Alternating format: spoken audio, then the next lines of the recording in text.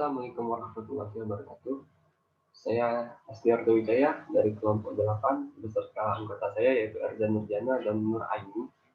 Kami di sini akan menjelaskan tentang materi analisis laba maksimum pada pasar persaingan sempurna. Baiklah, materi pertama yaitu karakteristik pasar persaingan sempurna. Yang kita ketahui dalam pasar persaingan sempurna, jumlah perusahaan sangat banyak dan kemampuan setiap perusahaan dianggap sangat terbatas sedemikian kecilnya, sehingga tidak mampu mempengaruhi pasar. Tetapi hal itu belum lengkap, karena masih diperlukan beberapa karakteristik syarat agar sebuah pasar dapat dijadikan atau dikatakan persaingan sempurna, yaitu yang pertama, semua perusahaan memproduksi barang yang homogen. Yang dimaksudkan adalah produk yang homogen adalah produk yang mampu bersaing dan memberikan kepuasan kepada konsumen tanpa perlu mengetahui siapapun produsennya. Yang kedua, yaitu produsen dan konsumen memiliki pengetahuan informasi sempurna, yaitu tentang perfect knowledge. Para pelaku ekonomi, konsumen ataupun produsen memiliki pengetahuan sempurna tentang harga produk dan input yang dijual. Dengan demikian, konsumen tidak akan mengalami perlakuan harga jual yang berbeda dari satu perusahaan dengan perusahaan yang lain. Yang ketiga, yaitu output sebuah perusahaan yang relatif kecil dibanding output pasar. Semua perusahaan dalam industri pasar dianggap berproduksi efisien. Biayanya yaitu rata-rata rendah. Lebih baik dalam jangka pendek maupun jangka panjang. Keempat, yaitu perusahaan menerima harga yang ditentukan pasar. Konsekuensi dari asumsi ketiga adalah bahwa perusahaan menjual produknya dengan berpatokan pada harga yang telah ditetapkan pasar. Karena secara individu, perusahaan tidak mampu mempengaruhi harga pasar. Yang kelima, yaitu semua perusahaan bebas masuk dan keluar pasar. Yang dimaksud adalah pemikiran yang mendasari asumsi ini adalah dalam pasar persaingan sempurna, yaitu faktor produksi. Mobilitasnya tidak terbatas, dan tidak ada biaya yang harus dikeluarkan untuk memindahkan faktor produksi. Pengertian mobilitas yaitu mencakup pengertian geografis dan antar pekerjaan. Maksudnya, faktor produksi seperti tenaga kerja, tanpa yang lain-lain dipindahkan dari suatu tempat ke tempat lainnya atau dari satu pekerjaan ke pekerjaan lainnya tanpa biaya. Yaitu pokok pembahasan kedua yaitu permintaan dan penawaran dalam pasar persaingan sempurna. 1. Permintaan. Tingkat harga dalam pasar persaingan sempurna ditentukan oleh permintaan dan penawaran. Misalkan, kita berbicara tentang pasar pakaian anak-anak. Maka, harga pakaian anak-anak ditentukan oleh kekuatan permintaan dan penawaran pakaian anak-anak tersebut. Dan yang kedua yaitu penerimaan. Penerimaan total atau kita bisa sebut dengan total revenue perusahaan sama dengan jumlah output Q dikali harga jual yaitu P. Karena harga telah ditetapkan. Penerimaan rata-rata average dan permintaan marginal adalah sama dengan harga. Baiklah, saya Erzan Nurjana. Di sini saya akan memaparkan materi tentang keseimbangan perusahaan jangka pendek dan jangka panjang. Pertama itu keseimbangan perusahaan dalam jangka pendek. Ada dua syarat yang harus dipenuhi agar perusahaan berada dalam keseimbangan.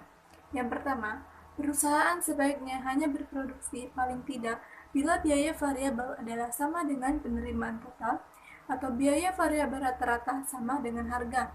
Maka, dalam kondisi ini perusahaan hanya akan menanggung kerugian biaya tetap, di mana biaya ini dengan atau tanpa produksi tetap harus dikeluarkan. Tetapi jika biaya variabel rata-rata lebih kecil dari harga, maka perusahaan tidak mampu menutupi lagi beban biaya tetap. Kegiatan produksi hanya akan menambah beban, karena itu produksi sebaiknya dihentikan. Dan yang kedua, perusahaan memproduksi pada saat MR sama dengan MC agar perusahaan dapat memperoleh laba maksimum atau dalam kondisi buruk, kerugiannya minimum.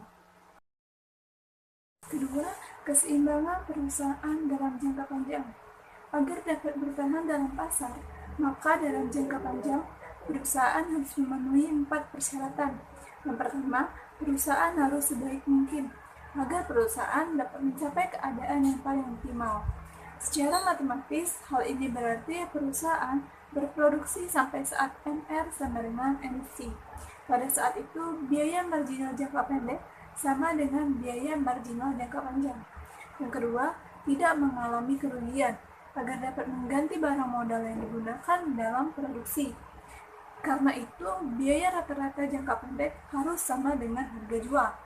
Yang ketiga, tidak ada intensif bagi perusahaan untuk keluar masuk karena laba nol.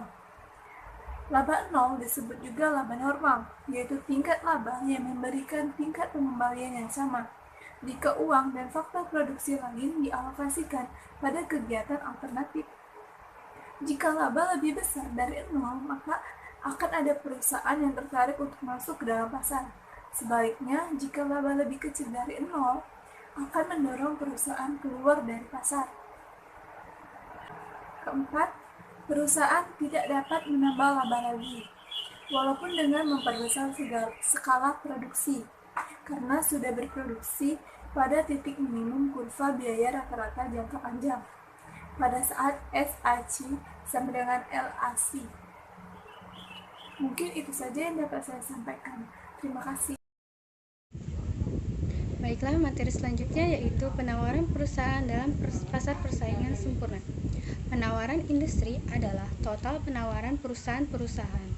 Jumlah output yang ditawarkan perusahaan adalah jumlah yang menghasilkan laba maksimum, yaitu MR sama dengan MC. Berdasarkan hal tersebut dapat dikonstruksi kurva penawaran perusahaan, baik dalam jangka pendek maupun jangka panjang. Yang pertama yaitu kurva penawaran jangka pendek.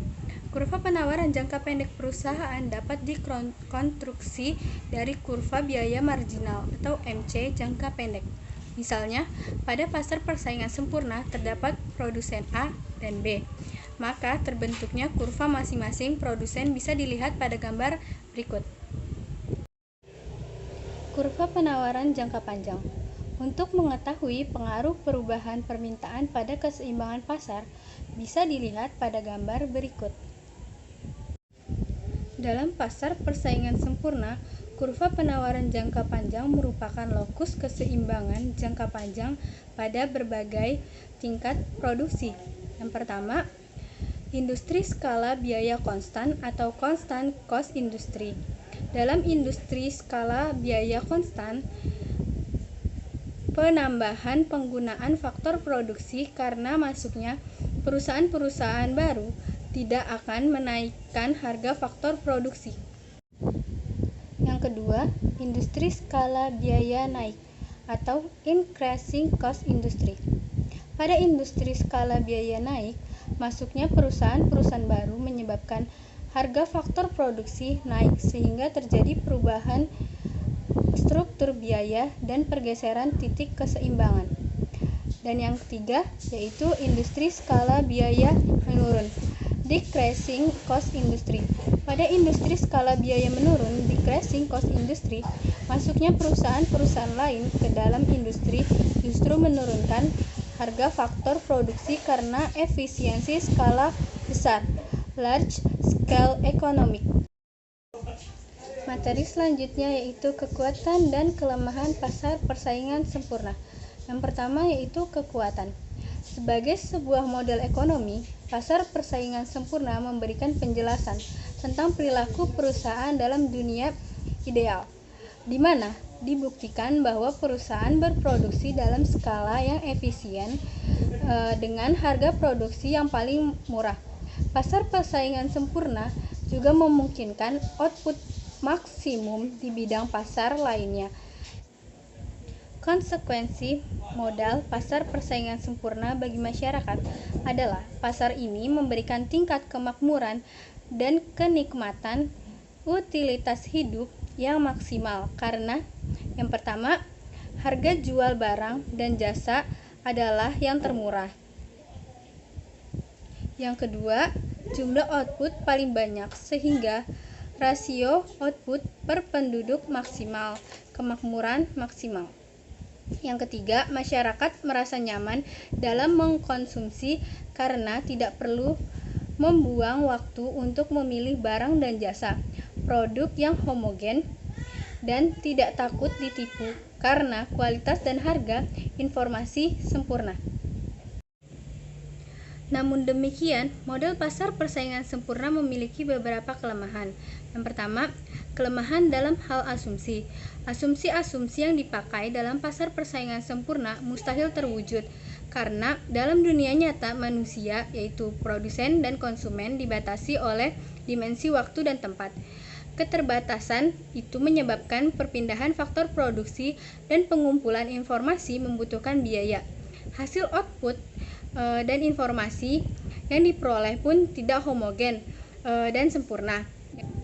Yang kedua yaitu kelemahan dalam pengembangan teknologi. Model pasar persaingan sempurna menyatakan bahwa keseimbangan dalam jangka panjang akan tercapai dan setiap perusahaan memperoleh laba normal.